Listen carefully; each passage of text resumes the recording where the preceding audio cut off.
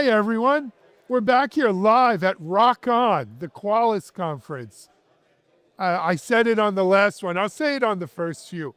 Risk Operation Conference. Qualys is all about risk management and risk operation centers, and I think it's a great name, and I love saying ROCon, so it's all good.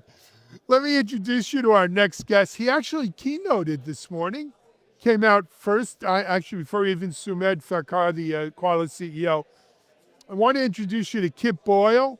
Kip, welcome to TechStrong TV. It's great to have you on here. Thanks for inviting me. This is wonderful. It's our pleasure.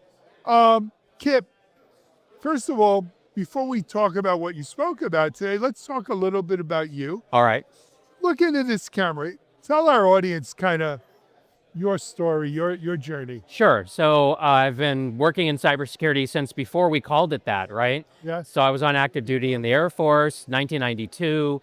And then after I got out of the Air Force, I eventually became a CISO about 20 years ago. And so I did that for an insurance company full-time for about 7 years.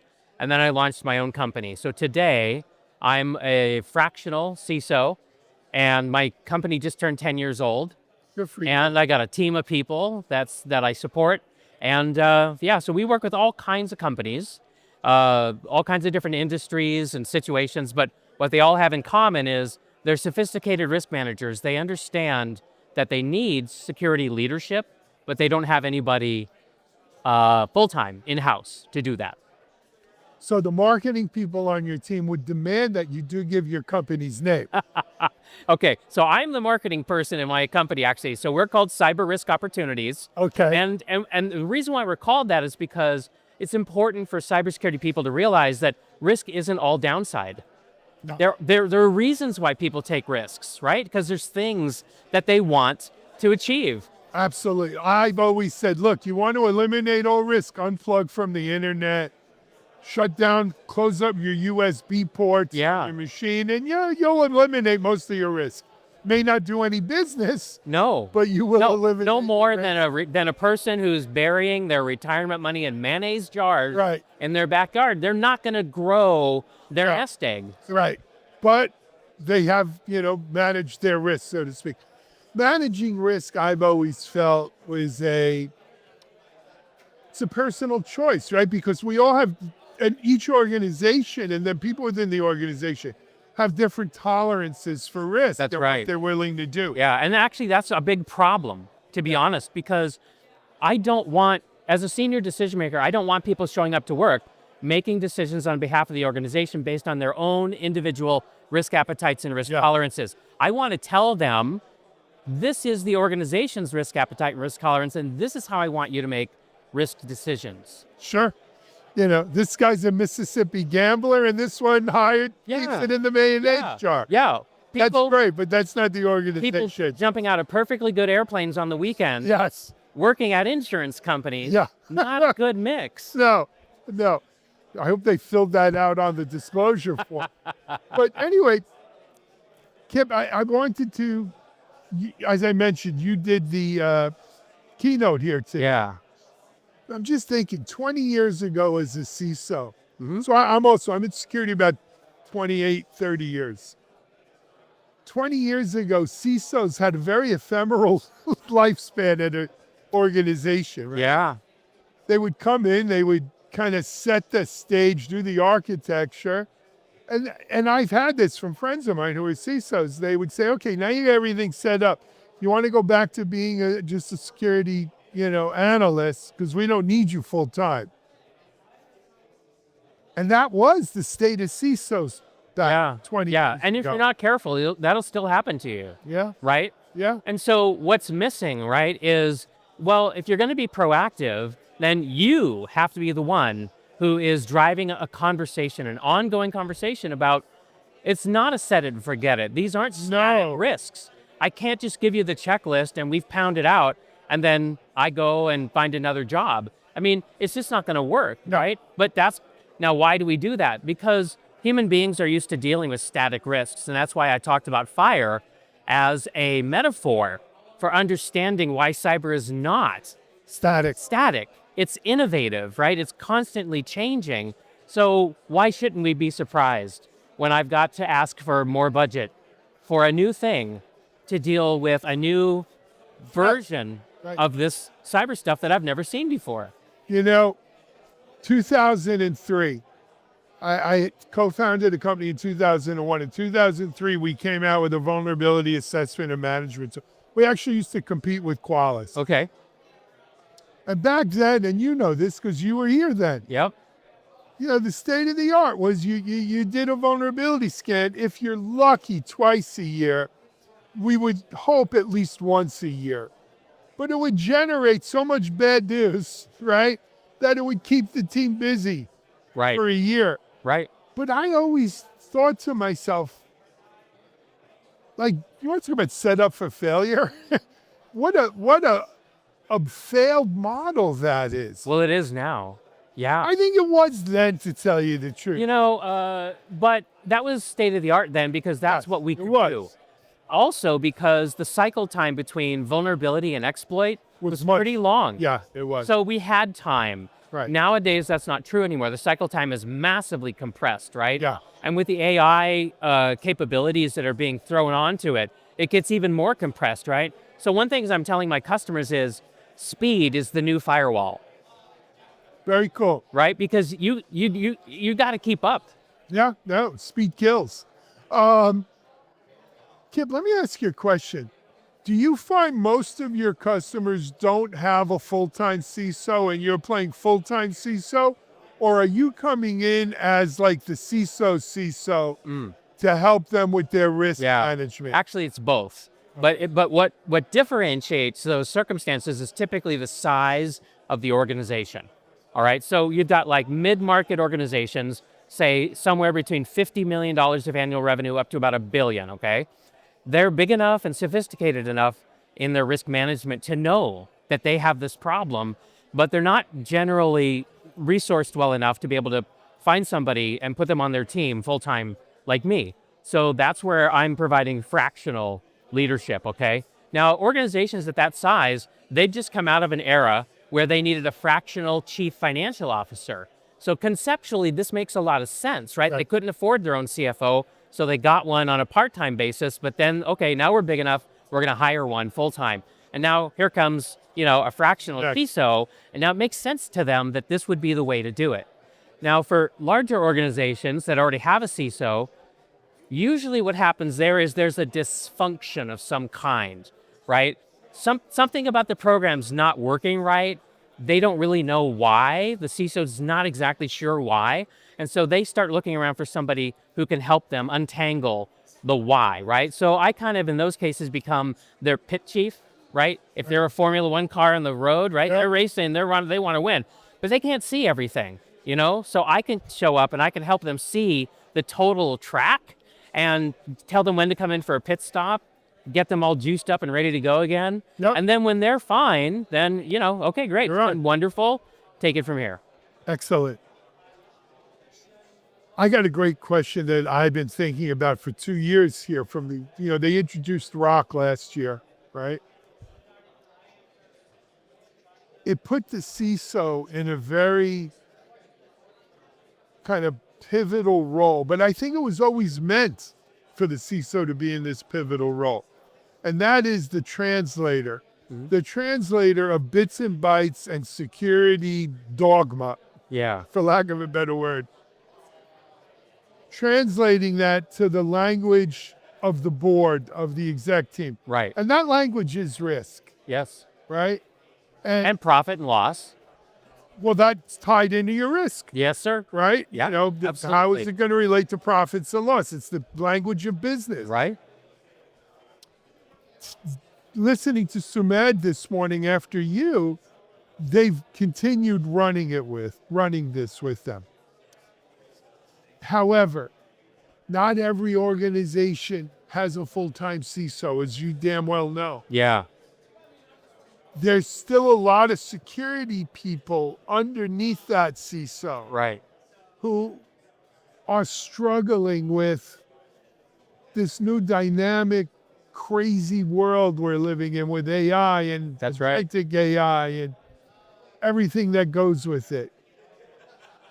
how much should the person below the CISO be able to talk about this from a purely a risk management point of view, from a ROC point of view, versus the security people that you and I kind of grew up with? Yeah.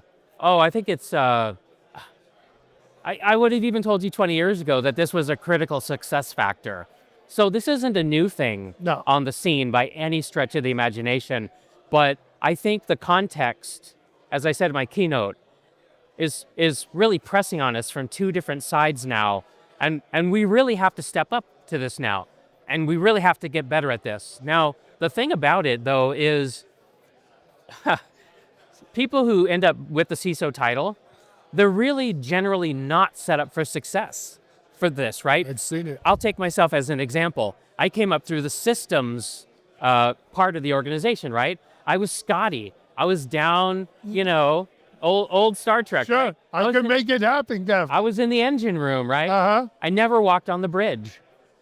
Now, that's not good for people who are expected to talk about business risk, because I can talk about system risk, right? But I don't know how to, so I don't know how to do that. Now, I'll also use myself as an example when I say that the reason why I got into systems is because I didn't want to deal with people as much, right? I wanted to deal with computers and tech, right? So here I am growing my career now, is all of a sudden I've got to start talking to executives in the language that they understand, but there's nothing in my background that's ever prepared me for that, right? So, so those are a couple of strikes against the CISO. Plus, the CISO has no line management authority. It's another strike against them. So, in so many ways, we're not set up for success. But the better we can talk about this stuff in the language that they understand, it can actually ameliorate all of that. Right. But how does the CISO get that? Maybe it's you bring somebody on your team who's really good at it, and they teach you. If you're humble enough, right, Well, and curious enough to let somebody on your team teach you, that can be very, very good. I'll tell you how I did it. I was very blessed because when I was working as a CISO at the insurance company, they sent me off to get a graduate level certificate in executive leadership. there you go. Whoa, That's right. Game changing. that was a game changer. Absolutely was. It took the plumber, for lack of a better word, Yeah. and gave him an MBA. So if I can use another old Star Trek analogy, I right? love Star Trek. Okay, but some of the kids out there don't watch I know the they tell me original this series, all the right? time. Yeah. Okay, listen. So instead of being Scotty and being down in the engine room all the time, think of yourself as McCoy, okay? Because McCoy doesn't hang out in sick bay. Not always. No. He's there sometimes, right? But more often than not, he's on the bridge and he's haranguing the Spock. captain, right? And Spock, right? He's Yeah. counterbalancing, right? Right. So isn't it interesting that McCoy shows up and he's not always talking about owies and, medical scanners. He's talking about the mission. He's talking about what really matters. He can still be the chief medical guy, right? Yeah. But he's also bringing this very humane aspect to the bigger conversation about where's this starship going next and how do we deal with these problems that are in front of us. So I want people to be McCoy, No, Be not next. Scotty. Right. but don't be Scotty. But you Scotty's a gotta bad be idea. human. Yeah. Though, when Jim and Spock and McCoy are on missions, it's Scotty in the chair. That's true. That's true. I will point that out. And I don't want to diminish Scotty. Right. Because Scotty's the one that gets them saved every time. Of course he does. Of course he does. Let me ask you another question, and it goes to kind of what I was nibbling at before. For every one CISO, there are 100 security professionals. Yeah. 1,000, I don't know. How do we get them all to talk risk? Mm-hmm. Right? I have, you and I both have a lot of friends who are not CISOs, but they're security professionals. Right. They love to talk the finer points of software supply chain security, firewall configuration, identity and access management. Right. Right. But that doesn't translate. How do we Yeah. bring it down? Well, first of all, there's no pill you can take. That's No, gonna there make is it happen. no red or blue. So there's no Right. easy button, right? And that was really my call to action during my keynote was like, look, we're in a pinch point. If you don't make this transition, if you don't choose to transition to risk, what you are great at is probably going to get automated by AI. Yeah. So the stakes are really, really high, and you're going to have to make a decision whether you're going to lean into this transformation and learn how to do these risk conversations, or, and this is totally fine if you want to do it, opt out and just sort of wait for things to change, and then you'll just, sort it out later on. You'll reinvent yourself at some point, right? I think we're all going to have to reinvent ourselves. You bring up the AI job situation, which, look, this is not just a security issue. No. This is scaring, I think, everyone. I watched a video yesterday, well, actually I saw it the day before, from this company Figure AI. Oh, okay. Familiar, the robot? Yeah. So they came out with Figure 3, their 3rd-gen robot. Okay. Kip, this thing folds clothes better than my wife. It Probably better than you, too. Oh, I don't fold clothes. Definitely better than me. It had it working on sort of a UPS store and delivering packages. Yeah. Sorting That's right. packages. And I've seen similar robots putting up drywall. Yeah. Front desk at a hotel, checking people in. That's right. Giving them their key, sending them to the... Everyone, I think, is a little bit afraid. On edge. On edge, better, about Yeah. what this means. So so you started this, let's finish it. All right. What can our security pros out here do to make sure that AI enhances their value, Yes. not replaces Yes, them? yes. So first of all, in the near term, you have to think of yourself as being augmented by AI, all right? So you have to ask yourself, what's the highly repetitive tasks I hate? Yep. Start with those because you're motivated to not do them anymore, right? So if it's a report that you have to pull together and send off, or whatever it is, some repeatable thing, that's an ideal situation for bringing AI into your workflow, right? It's just a great way to start because you want to get rid of that task, and anything repeatable is actually very good for AI, okay? Now, and that's what we do with me, and I've got 6 people on my team. And this is what we do, is we've embraced this, and I've told them, whatever it is that you don't like doing that's repetitive, I want you to work with AI. Here's a subscription to ChatGPT, and I want you to get in there. I want you to figure it out. And I make videos about once every week or once every other week about how I do it. I do a screen share and I go, hey, look what I did. So for the folks that are listening that are wondering, how do I do this? This is what I recommend. Lean into it, augment yourself, and just start figuring it out. Now, another thing that we do that is particularly important for those of us in the cybersecurity career field, you don't want to put highly sensitive data into these public models. So you need to learn how to do local LLMs, okay? SLMs. Yeah. And so my team, we all have a local LLM that we can run and put all the dirty digital laundry that we got from our customers into that. And so that's another way to augment ourselves, but to do it securely. So you're not training it, though. You're just doing inferences. No, we're just augmenting ourselves with its current capabilities. Okay. Is it a frontier model that you're just hosting locally? So, it's GPT OSS 120B. That's the particular one, right? So everybody on my team has a Mac Studio with 256 gigabytes of unified memory, so we can run the 120 billion model. Sure. And here's the secret sauce that a lot of people don't understand.